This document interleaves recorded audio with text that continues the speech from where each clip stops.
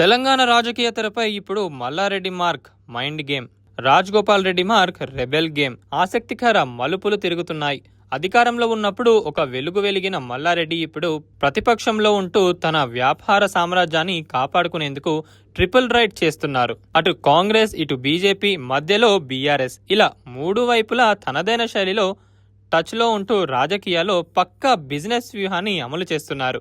ఆయన ఎప్పుడు ఎటువైపు జంప్ చేస్తారో తెలియక గులాబీ శ్రేణులు తలపట్టుకుంటున్నాయి. మరోవైపు కాంగ్రెస్ పార్టీలో కోమటిరెడ్డి రాజగోపాల్ రెడ్డి తీరు నిప్పు మీద కూర్చున్నట్లు ఉంది. మునుగోడు ఉప ఎన్నికల సమయంలో బీజేపీలోకి వెళ్లి మళ్లీ ఎన్నికల ముందు కాంగ్రెస్ లోకి వచ్చిన ఆయన తనకు మంత్రి పదవి దక్కుతుందని గట్టిగా ఆశించారు.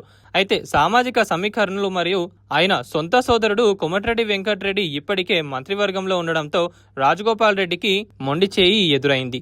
దీనిపై ఆయన తీవ్ర అసంతృప్తితో ఉన్నారు. తనకు ఇచ్చిన హామీని నెరవేర్చకపోతే ఏదైనా చేస్తానని తన స్నేహితుల వద్ద వ్యాఖ్యానిస్తుండడం, పార్టీ కార్యక్రమాల్లో అంటిముట్టినట్లు ఉండటం రేవంత్ రెడ్డి సర్కారుకు ఇబ్బందికరంగా మారింది. నిజానికి మల్లారెడ్డిది ఒక విలక్షణమైన శైలి. ఆయన ఎక్కడుంటే అక్కడ తనదైన ముద్ర వేయాలని చూస్తారు. ప్రస్తుతం మేడ్చల్ నియోజకవర్గంలో తన పట్టును నిలబెట్టుకుంటూనే ప్రభుత్వ వేధింపులు లేకుండా చూసుకోవడమే ఆయన ప్రాధాన్యత. అయితే ఒక్కసారి రెండు పదవులపై ప్రయాణం చేస్తున్నారన్న ముద్ర పడటం ఆయన రాజకీయ విశ్వసనీయతను దెబ్బతీసే ప్రమాదం ఉంది. బీఆర్ఎస్ హైకమాండ్ ఆయనపై చర్య తీసుకోవడానికి సిద్ధమైతున్నట్లు సంకేతాలు వస్తున్నాయి. ఆయన ఏమాత్రం తగ్గకుండా తన దారి తనదే అన్నట్లుగా వ్యవహరిస్తున్నారు. ఇక రాజగోపాల్ రెడ్డి విషయంలో హైకమాండ్ డైలమాలో ఉంది. ఆయనను మంత్రివర్గంలోకి తీసుకుంటే ఉమ్మడి నల్గొండ జిల్లా నుంచి ముగ్గురు రెడ్లకే ఉత్తమ్ కుమార్ రెడ్డి, వెంకటరెడ్డి, రాజగోపాల్ రెడ్డి పెద్దపీట వేసినట్లవుతుందనే భయం అధిష్టానానికి ఉంది.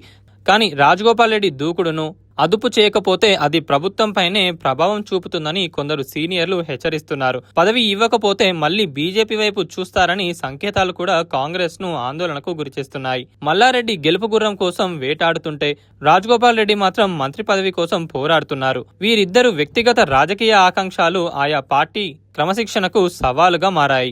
ప్రస్తుతానికి మాత్రం ఈ ఇద్దరు రెడ్డి నేతలే తెలంగాణ రాజకీయాల్లో అస్థిరమైన శక్తులుగా కనిపిస్తున్నారు.